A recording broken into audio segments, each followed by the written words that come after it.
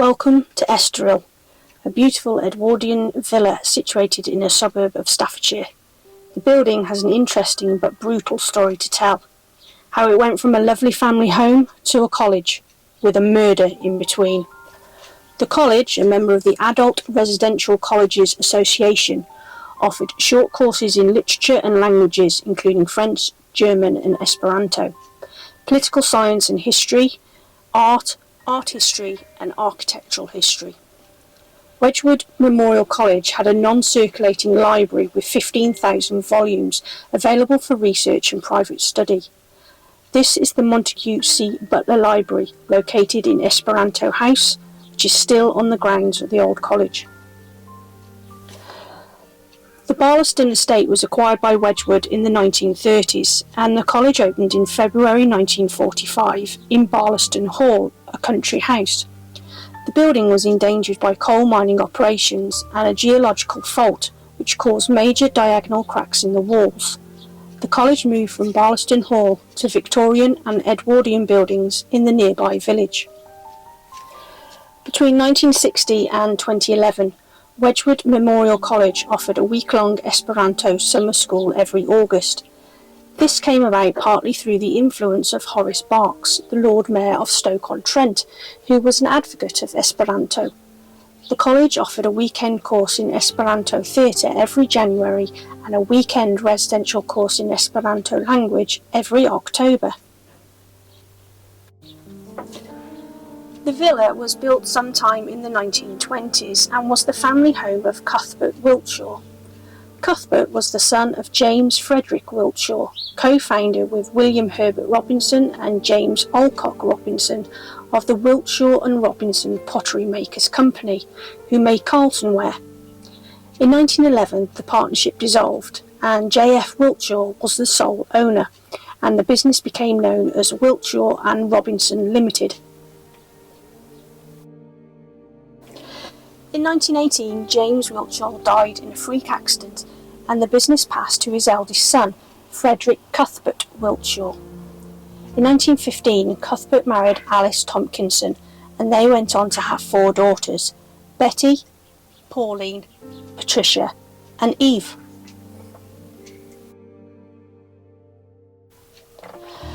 Their daughter Betty, after studying at Burslem School of Art, became a ceramics designer, joining the design team about 1937. She was the only one of her siblings to join the family firm. Life seemed pretty idyllic for the Wiltshaw family during the early 1950s. Cuthbert was still managing things at the business but taking things a bit easier. Alice was happy running things at home with the help of a few staff, and all their daughters had grown up with families of their own. But on Wednesday, July the 16th, 1952, this was all to change. Forever. It was around tea time and Cuthbert Wiltshaw had finished work for the day and returned to their 14-room mansion. To his horror, he found Alice lying in a pool of blood in the kitchen. Alice had been bludgeoned to death. But by whom and why? The trail of blood and other evidence led police to the conclusion that Alice had initially been attacked in the kitchen, probably while she had been preparing the evening meal. The intruder had selected 2 heavy logs from the scullery and savagely beaten Alice about the head, knocking her senseless. The assailant had then gone upstairs to steal property and rifle Alice's handbag, and upon returning downstairs, had discovered that Alice had recovered consciousness and was now standing in the hallway. The attack began again as Alice tried to escape back towards the kitchen. Her assailant had followed her, hitting her as he went. All kinds of weapons had been used, vases, ornaments and finally a 3-foot-long barbed poker, all of which were found heavily blood-stained. Alice had finally made her way back to the kitchen, and as she lay on the floor dying, the callous killer had stabbed her through the head with the poker. He had also stabbed her in the stomach a number of times. There were, however, clues for the police to examine. The killer had left behind a footprint and a pair of blood-stained gloves. As for the motive for this terrible crime, that was easy to determine. More than £3,000 worth of jewellery was found to be missing. Staffordshire Police soon called in assistance from Scotland Yard, and Detective Superintendent Reg Spooner was sent to take charge of the case. He soon determined that there was no sign of a break-in, and the crime had taken place when the servants were all off duty. This suggested that the killer was someone Alice Wiltshaw knew, and someone who knew the household routine very well indeed. This in turn suggested that an ex-employee would be the right kind of candidate. One by one, all ex-employees were contacted and eliminated from the inquiry, until only one name remained, one man who the police could not trace. The prime suspect now appeared to be 29-year-old Leslie Green, an ex-Borstal boy who had been employed by the Wiltshires as a chauffeur gardener. He had used his employer's car without permission and had been dismissed for disobedience. All this had taken place just a few weeks before the murder. Further inquiries led to witnesses describing a man who fitted Green's description eating in the bar of the Station Hotel in Stafford and leaving at 3:30 p.m. on the day of the murder. The same man was back in the hotel 3 hours later, and this fitted in with the approximate time of Alice Wiltshaw's murder. In addition, other witnesses had placed a man fitting this description close to the house at about that time. A few days later, Green was traced, and when his girlfriend was interviewed, she showed them some rings Green had recently given to her. These had been taken from the dead woman's fingers and linked Green directly to the crime. The final piece of evidence was a tear in the thumb of the left-hand glove found at the scene of the crime. The tear matched exactly with the mark of a healed cut on Green's thumb, showing that he had cut himself while wearing them. It was also shown that Green's shoes matched the footprint found at the scene. Green faced his trial for murder at Stafford on December 3, 1952, before Mr. Justice Stable. Green's alibi was that he could not have been the person responsible for Alice's death, as he had travelled to Leeds on that day by train to see his girlfriend. Surely he couldn't be in two places at once. Careful inspection of the railway timetable, however, showed that Green would still have had time to commit the crime and then travel on to Leeds, but further proof was needed. It was at this point that dogged police work had paid off. One of the items taken from the house where the murder had taken place was an old RAF greatcoat that Cuthbert Wiltshaw had used when he had been pottering about in his garden. Superintendent Spooner contacted the railway police and asked them if any old coats had been found on the day in question. A quick check revealed that a blood-stained RAF greatcoat had been found on a train, and the blood matched Alice Wiltshaw's. The train was the one Green would have caught when leaving Barlaston.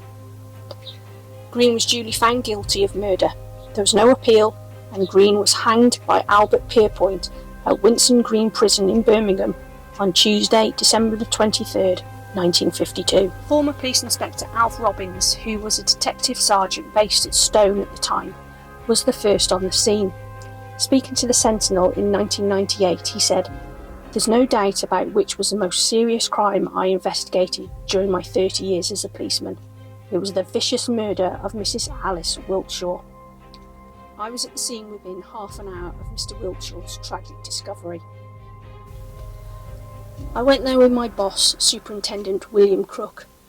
At the house we met a terrible sight. I won't go into any detail, but at the post-mortem, Professor J.M. Webster, a Home Office pathologist, called it the most vicious murder of the century. We later established that Mrs. Wiltshaw's assailant had used 7 different instruments: 2 logs, a saucepan, a porcelain vase, a large brass bowl, a walking stick, and an old-fashioned poker about 4 feet long with a hook on the end. I went into the kitchen where the assault had begun. There on the floor I spotted wet shoe prints, which were very clear and had a horizontal pattern across the sole. This was the most unusual footwear, and I reckoned straight away that the marks had been made by the person responsible for the murder. I got something out of the garden to cover them up. These footprints turned out to be vital. Mr. Wiltshaw also told us that his old RAF raincoat had been taken. After a check with the railway, we found that this had been left on a train from Stafford to Leeds. The coat was found to have a recent bloodstain on the inside of the right sleeve. So in the first few days we had the unusual shoe prints, the blood-stained gloves and the raincoat. A villager had also seen a man in grey running away from the back of the house towards the station, and we had a list of missing jewellery from Mr. Wiltshaw. At that point we still had no evidence directly against Green, but we had his name put in the national papers as someone we wanted to interview in connection with the murder. Then a week later, Green suddenly turned up out of the blue at Longdon Police Station and told a policewoman who was on duty, "I'm the man you're all shouting after. I am Leslie Green." Reg Spooner went to Longdon to bring Green back to Stone. As they came through the door at Stone Police Station, Mr. Spooner said to me, "Robbie, he's got the shoes." He meant that Green had in his belongings the shoes with the horizontal pattern across the sole. They'd been made in Mallorca and were probably the only pair of their kind in North Staffs at that time. The evidence against Green was entirely circumstantial, but it all fitted like a mosaic. Besides the shoe prints, a cut on Green's left thumb fitted the cut in the glove, and a wound on his upper wrist fitted the bloodstain on the inside of the stolen raincoat. In addition, he had a girlfriend in Leeds named Nora Lammy, and had given her some of the stolen jewellery, which was recovered from a flat. Green never admitted that he'd done it, but I had no doubt that he was guilty and knew it, even though his attitude was always so casual. During the earlier court proceedings at Stone, he was seen to be scratching on the inside of the dock with a paper clip. We discovered afterwards that he'd scrawled the words, "Leslie Green made his last stand here." He wasn't scared about his situation and was more or less reconciled to taking the consequences for what he'd done. He accepted his fate. Cuthbert Wiltshaw moved out of the house soon after his wife's murder, but continued to run the pottery until his death in 1966. Carlton ware continued to be manufactured by different companies, but the trademark script, which is in Cuthbert's handwriting, is still stamped onto the bottom. The Carlton Works in Copeland Street was sold in 1989 to a property developer and converted into workshops, offices and student accommodation. The Carlton ware trademark, known as the script mark, was sold separately and subsequently used on ware made by various other Staffordshire potteries, though branded Carlton ware, as it is known, ceased to be marketed in 2014.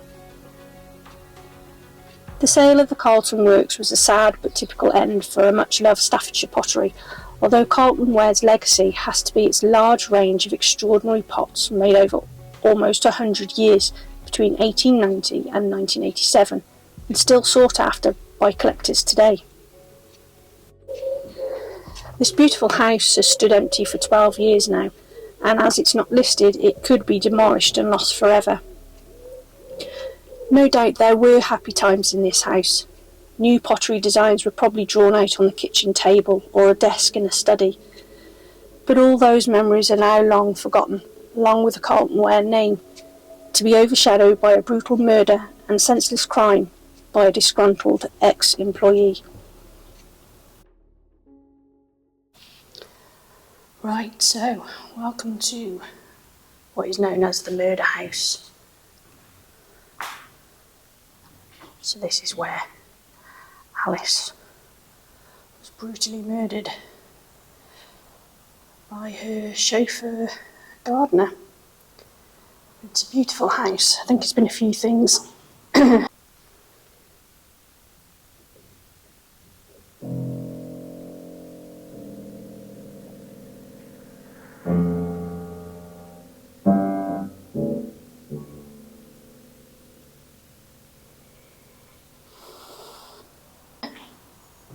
Since I think it was like a care home or like a young offenders place, but we'll have a look round.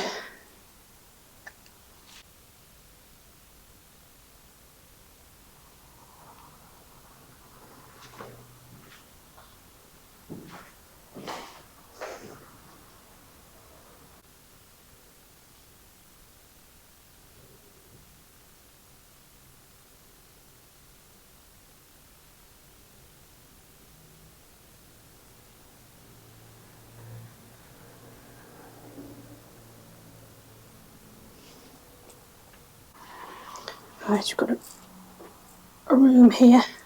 I can hear dripping or something. Wow.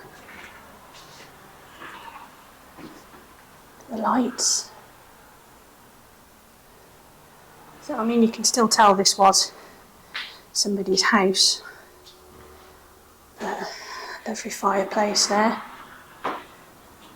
Looks like that was an overhead projector or something. Remember those from school? It's got like a barrel ceiling. Wow.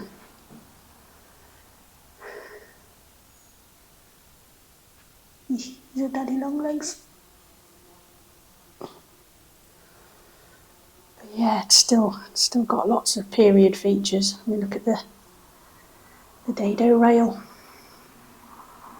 Is it a dado rail or is it a picture rail?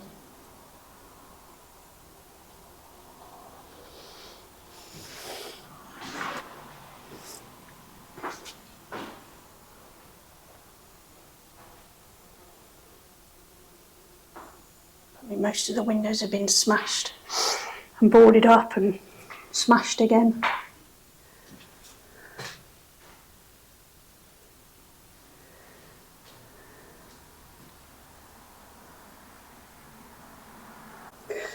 So the man who had this house built was to do with the local potteries, and then when it was turned into a care home or whatever it was, they named the different rooms after different pottery companies around Europe, I think, all around the world.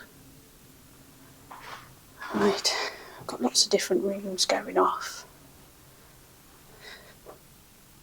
Yeah, I can definitely hear water dripping somewhere.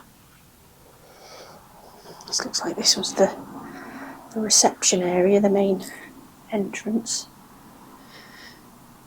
Pool table there, slide projector, nice fireplace.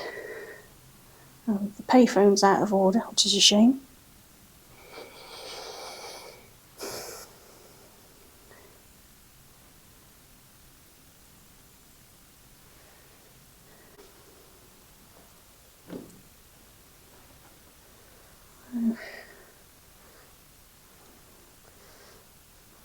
Looks like they used to have like slideshows or something in here. There's another projector.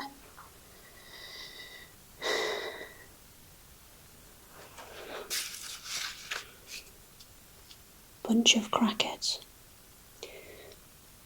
That's last dated 2019. There's a letter in the hallway, fire and safety regulations, which is 2012. So that's the last date I've seen.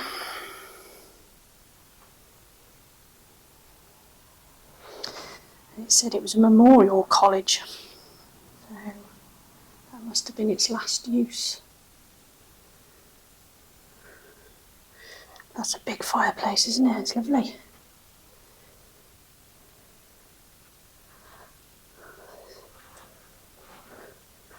To all staff, you must keep the office area clean and tidy. If not, you will be deducted hours and cleaners will be called in to clean your mess. You have been provided with cleaning materials. Take this as a warning. This message will not be repeated. God.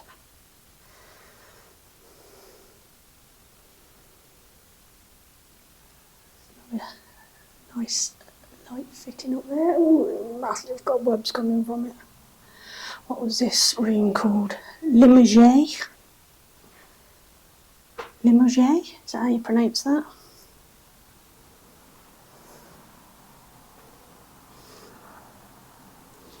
Right, let's go through here. Bedrooms and bathroom.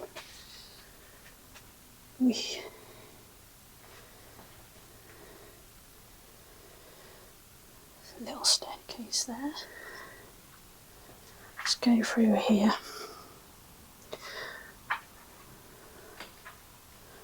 Right, so this was, when it was a house, this was the kitchen area, and this is where the lady was found when she'd been bludgeoned to death. And I don't like I don't like it in here. I don't like it in this house. I don't know whether it's because I've got a mindset that other people have experienced stuff, and the fact that someone was killed here, I feel on edge. I do feel on edge. And there's lots of dark bits. But yeah, she was found lying on this floor. Obviously I will have gone into detail of the crime at the beginning of the video, so I'm not going to repeat it while I'm in here. But yeah, it's like dark rooms. Which is I'm not really liking.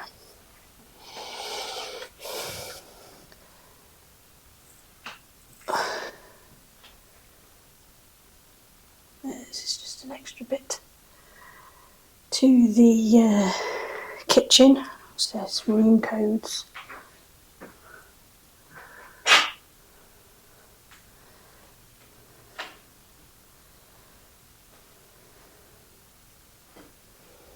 Yeah, it's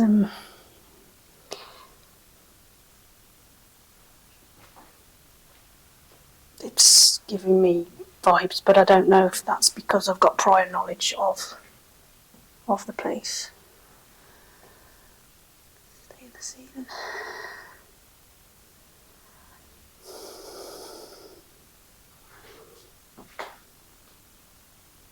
And I can keep hearing that tapping, which I presume is water dripping from somewhere.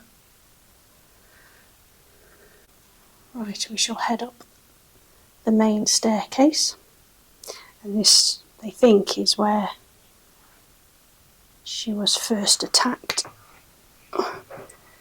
knocked unconscious, while her attacker came up to rob the place.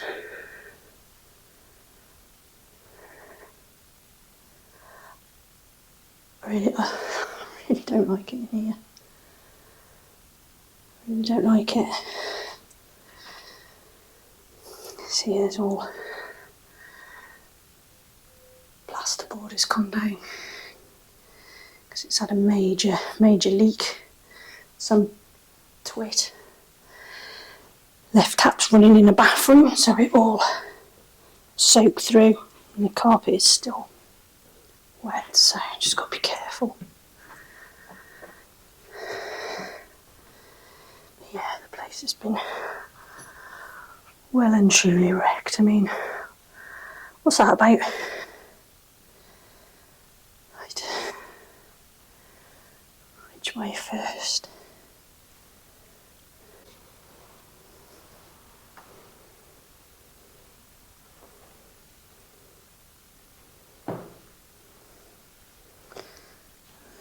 Everything that's been of value has been stripped out, hasn't it?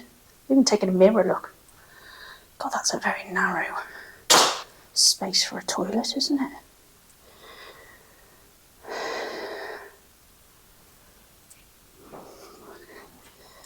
Got a view out onto what would have been the garden. Probably would have been a nice garden.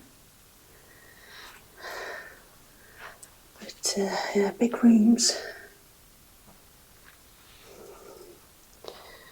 Big rooms. I'm sure it probably wasn't as creepy when there was people living here. But I am finding it particularly, I don't know.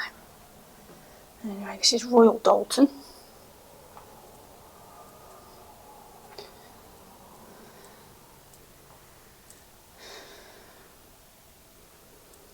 As you can see, even the upstairs windows have been smashed. Would have been a nice little fireplace there. I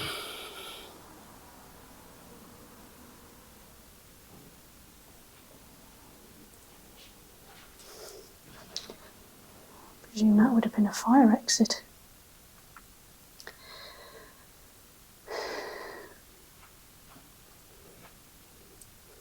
But they are big rooms.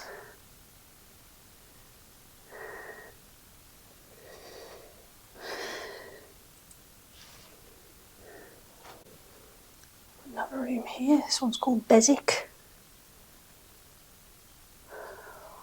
It's all stuff that's come out the chimney, look.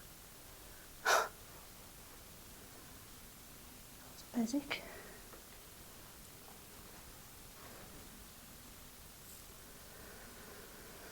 Jeez.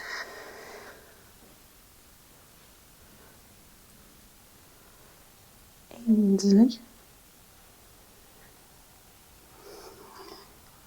Looks like the copper pixies have been, haven't they? Tiny little bath. Well, it's just a toilet.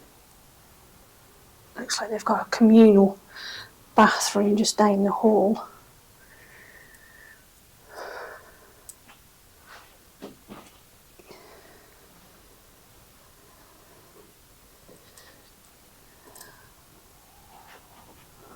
There's like a communal bathroom. I'm not climbing all over this. And there's a creepy dark room there. And another toilet.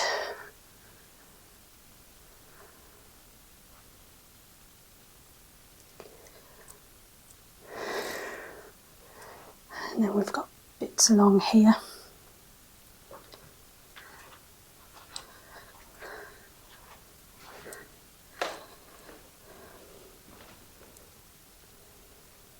We'll go back down that way.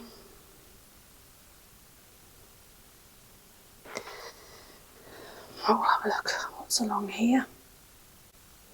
So we've got another communal bathroom here, lovely coloured glass in the windows and lovely mosaic floor. It's probably the nicest room in the house, to be honest, so far. Go in.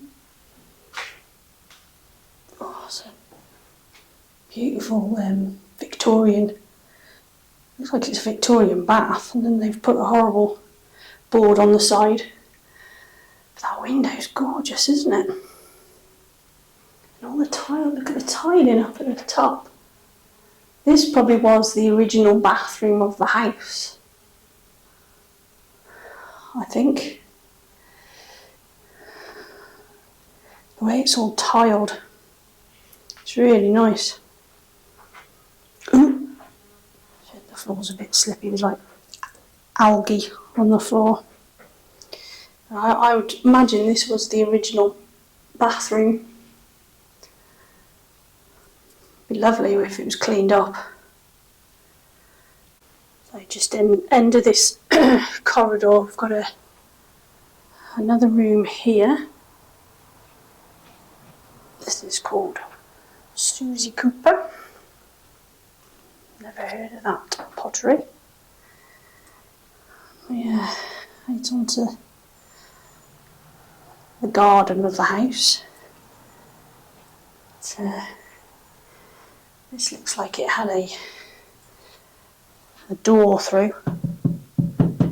There's another room just here.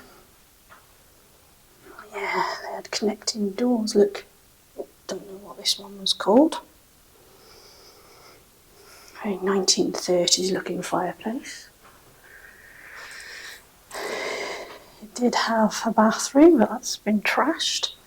And then we can see out onto, there's some other buildings connected to this. We'll have a proper look outside. But yeah, there's no character in these rooms up here. They're just all the same, really, aren't they? Right, it's time to go back downstairs. Down these stairs are very steep, and this is where a lot of activity has been caught.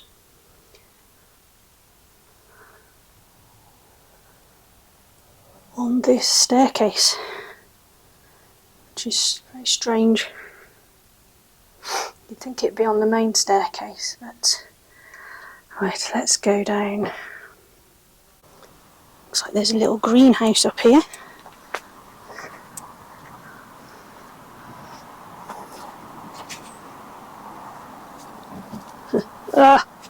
cobweb.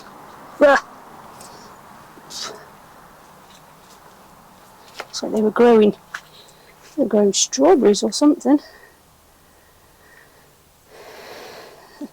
They've gone a bit wild on the ground.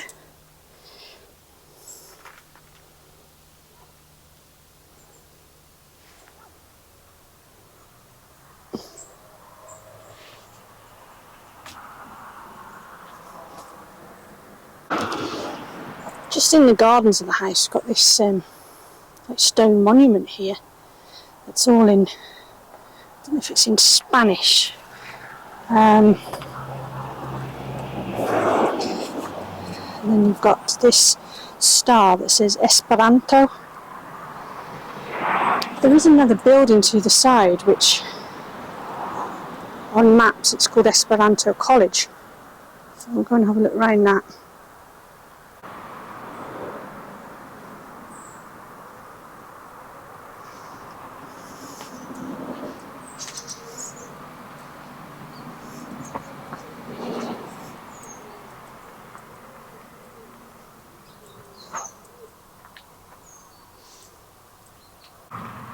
So just got some outbuildings here of the main house. I think they're just toilets or storage, but we'll go and see if any of the doors are open. Like the sign, it says Esperanto Way.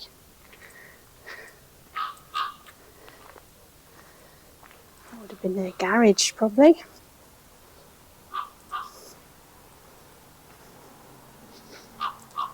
Well, that's the bathroom up there, you can see with the coloured glass. There's an outside toilet. I think these are probably all shut.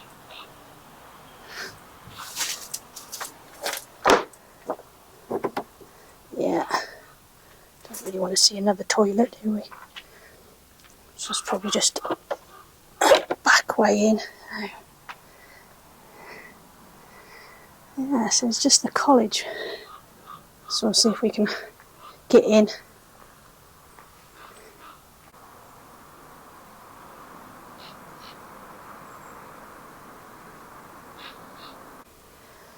No, so there's no way into this building here, this Esperanto College.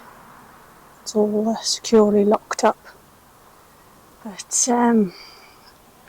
this was a pretty unique place. Yeah. I just had feelings about this place. Like I said, it may be because I knew the history and I know people have been here and experienced things. I just, no, I didn't like it inside. I've been to dark places, I've been to creepier looking places, but there's just something about this place. So I'll give this one a miss, I won't buy this one.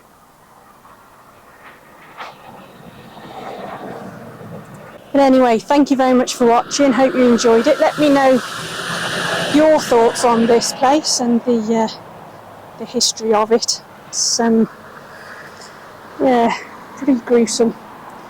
Right, I'll see you on the next one. Take care.